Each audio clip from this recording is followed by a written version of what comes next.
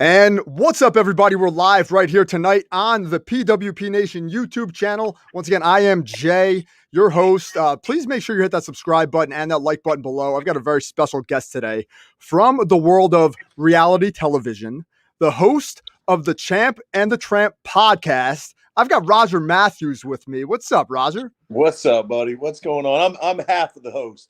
I'm the co-host. Yeah, you're the co-host. You're the co-host. Your other co-host is Frankie the Answer Edgar, former UFC lightweight champion of the world, multiple-time defending lightweight champion. We're just going to get right into this, man. Let's not be cute. We got a half hour. Tell me about the podcast. How did this start? What was the idea behind it? I did hear about it on the Joe Rogan Experience when Frankie was on, and I was excited. I thought it was a great idea. So tell us a little bit about that.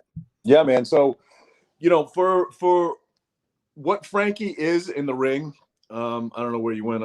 You just dropped out there, but as long as you can hear me, I guess we're good. I got you. Yeah, I put you on full screen. Oh, okay. So as dominant as he is in the ring, he's not really like this go-getter outside of the ring as far as like booking guests and things like that. I book most of the guests. Frankie never wants to be like a bother to anybody or fucking like annoying or whatever. So he hit me up. I passed him on the road one time. We've been friends for 20 years. I passed him on the road one time, and the phone rang, and it was him, and I answered it. And he's like, "Yo, man," and I mean, literally right out the gate, this was his question. He's like, "Hey, man, have you ever thought about doing a podcast?" And I literally just thought he meant me doing a podcast. So I was like, "No, bro, I really, never gave it any thought." This was a couple of years ago. I was like, I'm a fan of podcasts, but did I ever think about doing one? So I was just like, "No, man, no, I guess I never really." And that was it. He just let it go. He's like, "Oh, okay. All right, cool, man. Well, hey, good seeing you. We'll get together soon. Talk to you later." Well, what he didn't say was that he meant like hosting one with him, like me and him working together. He kind of left that all out. So it really just got sidelined. He put it on the sideline. He's got a busy fight career, obviously. I got a regular union job deal that I'm doing.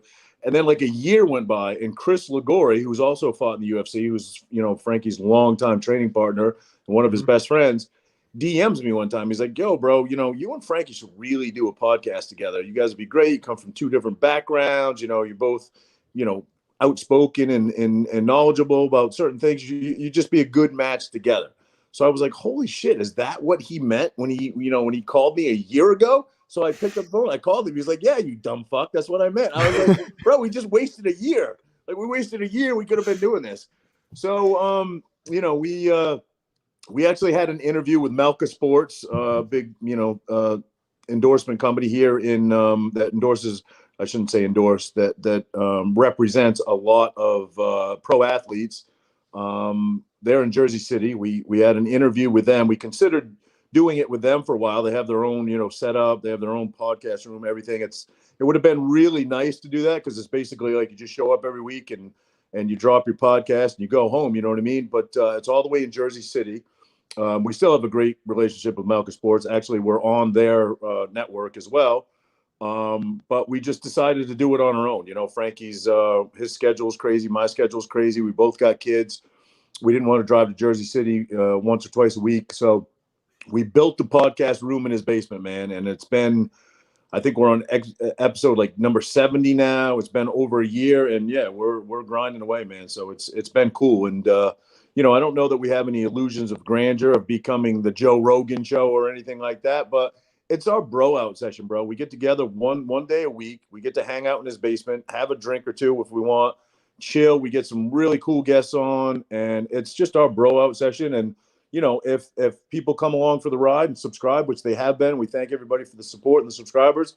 That's kind of the bonus and the benefit to it, man. So yeah, it's been building, it's been coming along, and we're having fun with it, man. So it's a really good idea, especially now. And that's exactly why I'm doing this podcast. Is I like that I'm my own boss. That's a big part of it. You're not beholden to anybody. You can talk to who you want to. Like, I just reached out to you randomly. I followed you on Snapchat a long time ago.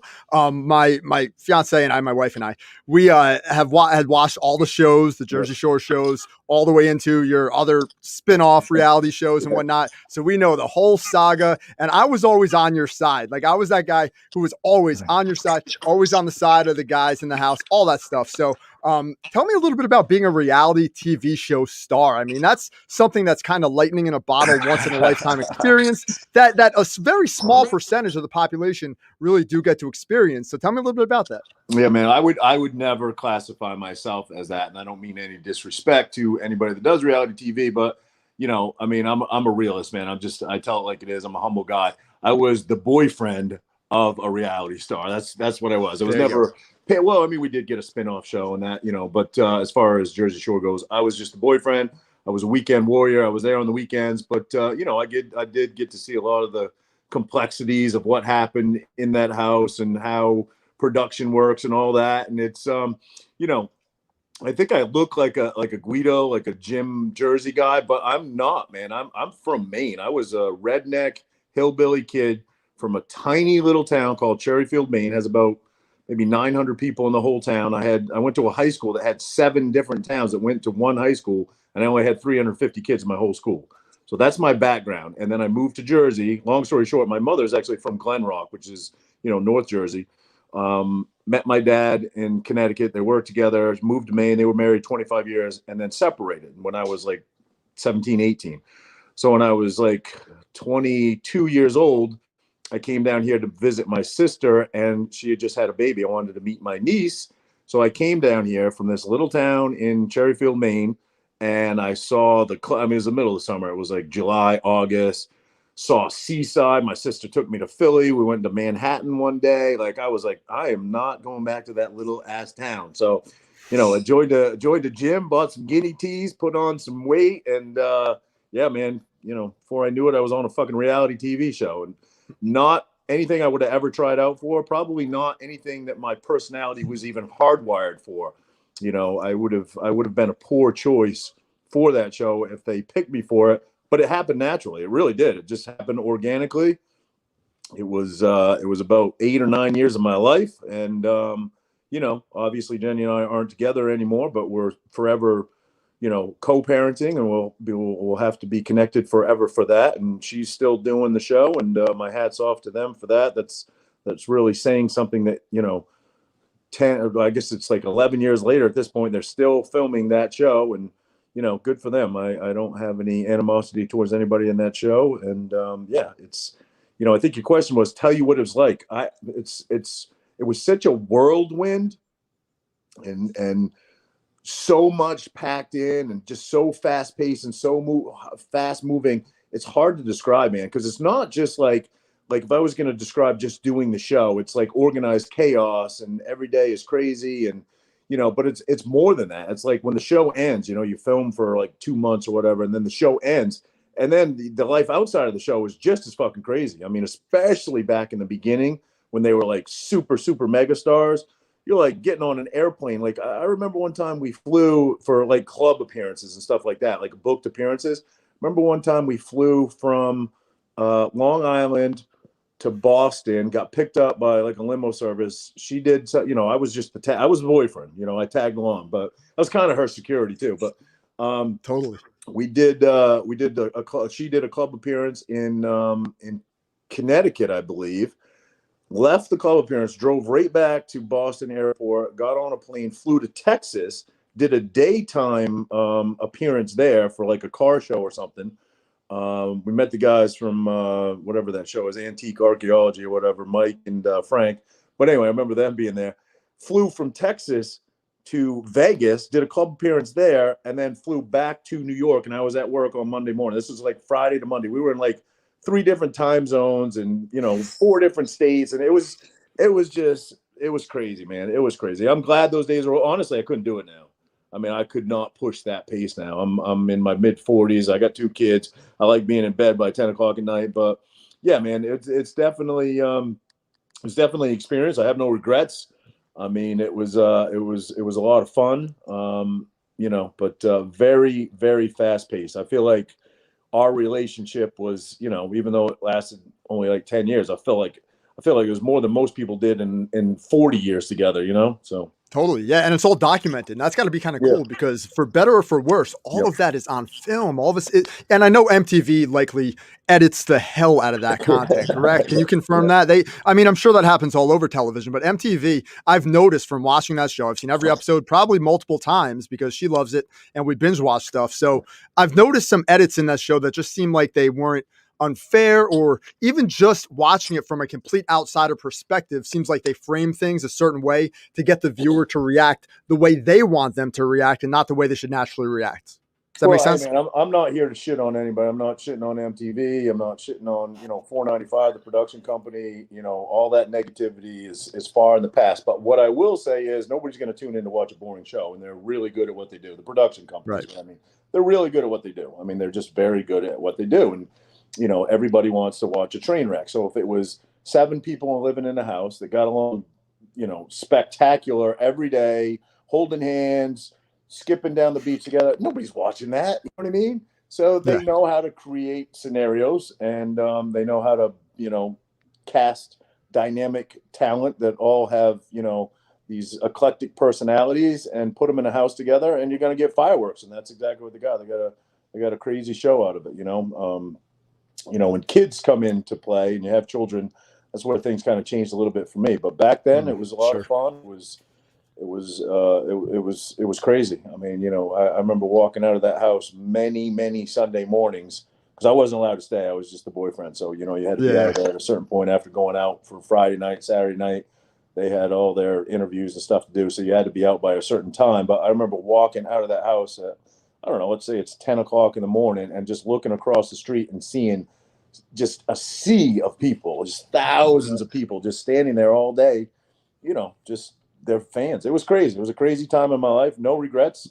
Would I do it again? I would do it in the same time frame, probably. I wouldn't do it at my age now. No fuck, I'd die. I would fucking die, Hell yeah, dude. I was actually working in Seaside Heights at that time. I worked on the boardwalk for about a decade at a Coin Castle Arcade. Right next to Spicy's. Yeah. So I worked there forever. So I was there during that whole time period. The first season when nobody knew who they were and they were walking up and down the boardwalk and we're like, what is this little reality show thing? We were all like this. A lot of people don't know that. That's when I met Jenny, when they hadn't even sold the show.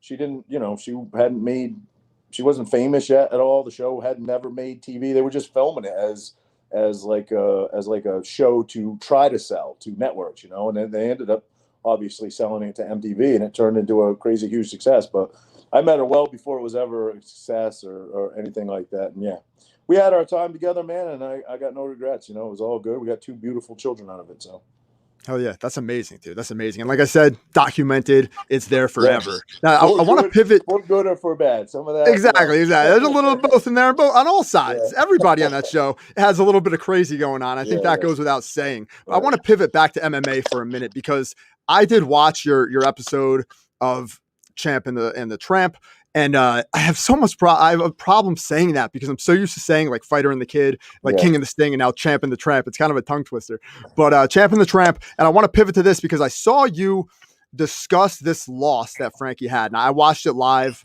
of course, and it shocked me. Like it was out of nowhere, And I saw you kind of. The only time I've ever watched a Frankie fight, and I've seen every Frankie fight he's ever had. I've seen it, obviously he lost to Korean Zombie, lost to Ortega, but this one fucking like hurt me in my gut, man. It was just something different about this one, Oh no. Roger, we've lost Roger for a minute, but I think he'll come right back. I'm pretty sure. We've lost Roger for 1 minute, but I think he'll be right back, hopefully. So I'm gonna chill. I'm gonna wait patiently, and he's back. He's back. All right, Roger, you're back, bro. Sorry about that, Mike. I got 20% left on my battery, and it just gave me a warning, and it cut me out for some reason. But anyway, it's all good. Yeah, never seen a loss like that.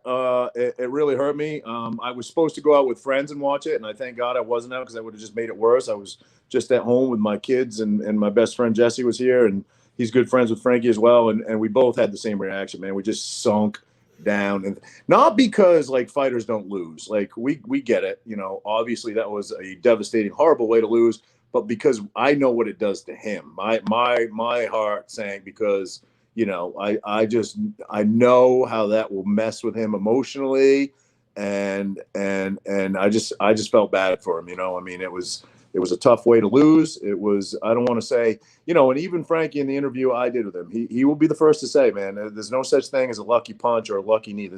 He timed it perfectly. He threw it perfectly. And my hat's off to Sandhagen. It was well executed. I mean, the fight never really got started because he threw a perfectly timed, perfectly executed flying knee, and it just caught Frankie right. And, you saw what happened. Everybody saw what happened. The lights went out, man. But he's not done. We talked in detail about the R word, I call it, the retirement word. He doesn't want to hear it. I would never disrespect my good friend like that and try to push it on him. And I don't believe that he's done. I mean, at 39 and, fighting in the 135 division now, I mean, I think he has to be a realist about it. He has to be a realist that the end may be near.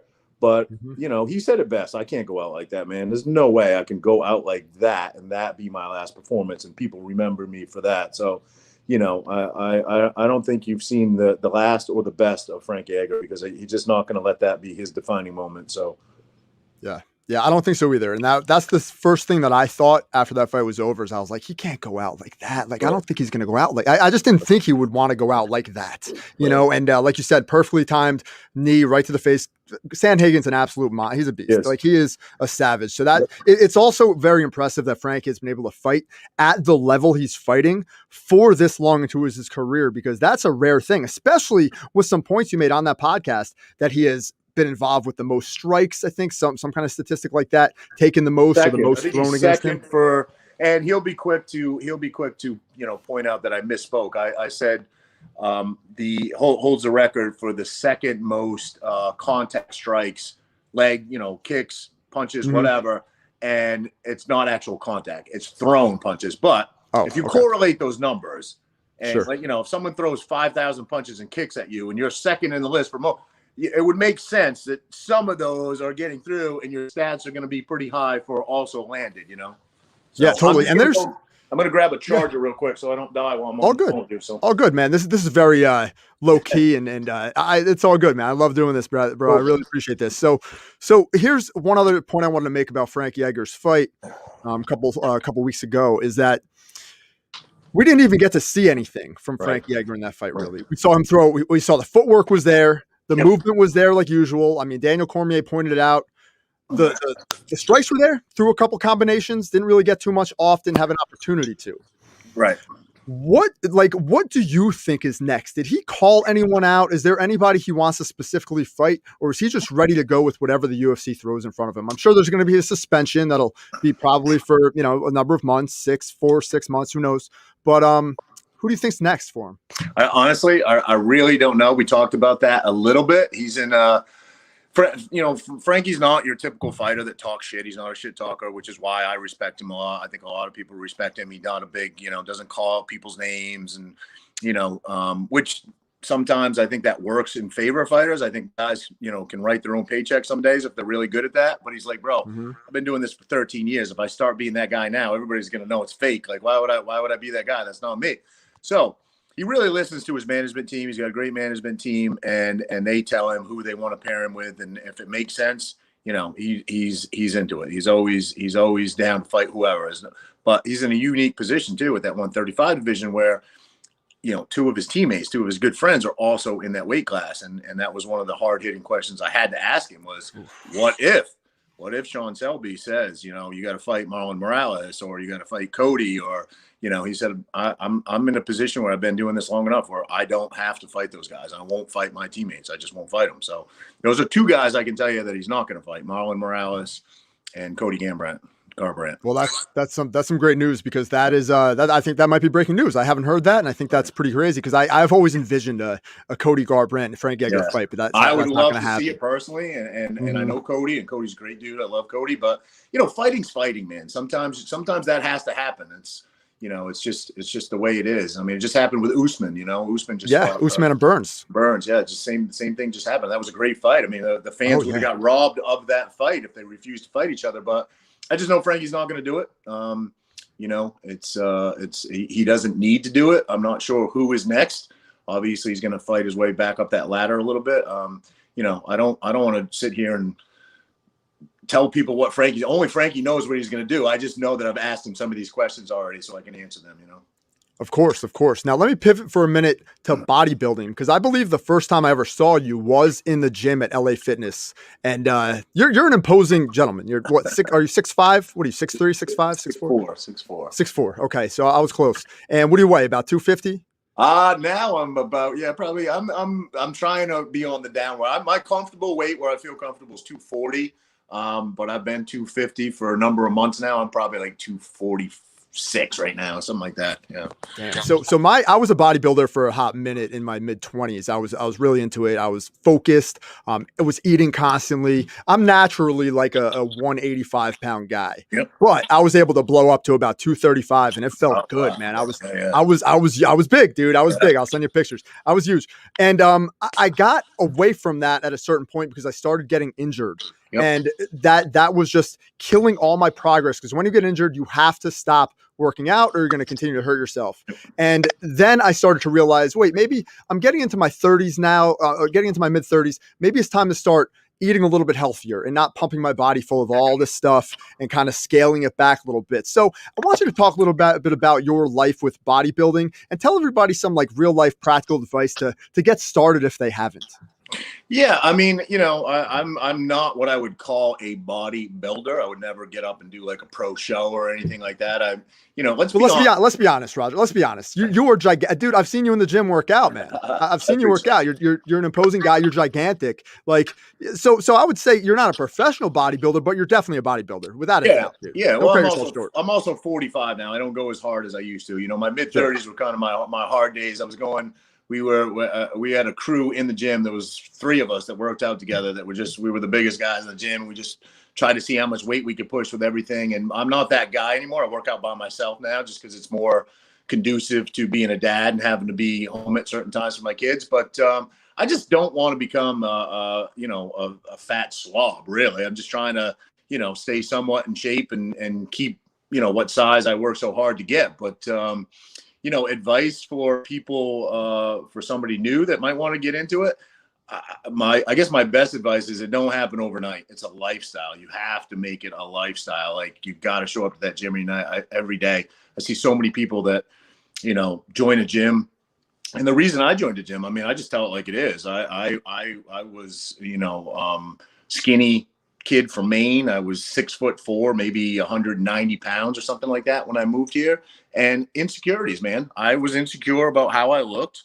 And I wanted to be a bigger guy. I'm 250 pounds now, 6'4". I still am not like a brick shit house or jacked or anything like that, but I'm still somewhat insecure about how I look. I think I'm more comfortable because I think it just comes with age. But, that's why most guys join the gym. Same reason most girls go get fake boobs is they're insecure. I mean, it's the same concept, and it does help. I'll be honest with you. It does help with your confidence level. It does help with those insecurities.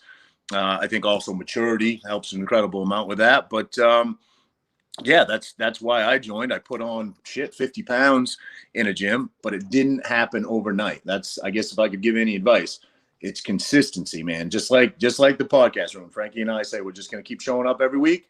If it never goes anywhere and never becomes anything, consistency. We're going to be there every week and do it. And that's what you have to do with that gym life, man. If you did bodybuilding, you gotta be in the gym every day and put the time in. That's the only way you're going to grow, Yeah, for sure. And I was super disciplined, and I loved it. It was a part of my life that I look back on with great joy and pleasure. And I'm tied into the professional wrestling community here on the internet. I did many professional wrestling interviews in the past and podcasts. I had all kinds of stuff going on. And that's a kind of a niche, so to speak, where the fans they're not like the most athletic people for the most part. There's a lot of them that could really use that advice. So I'm hoping to get this message out to a lot of them to help them to get their asses in the gym, and not just in the gym, do it at your house if you can, man. Do some push-ups, do some squats, do some jumping jacks, do basic stuff, because I know like a lot of people have taken advantage of this pandemic, and some people have done it for good and some people have done it for worse. In the summer, I was killing it.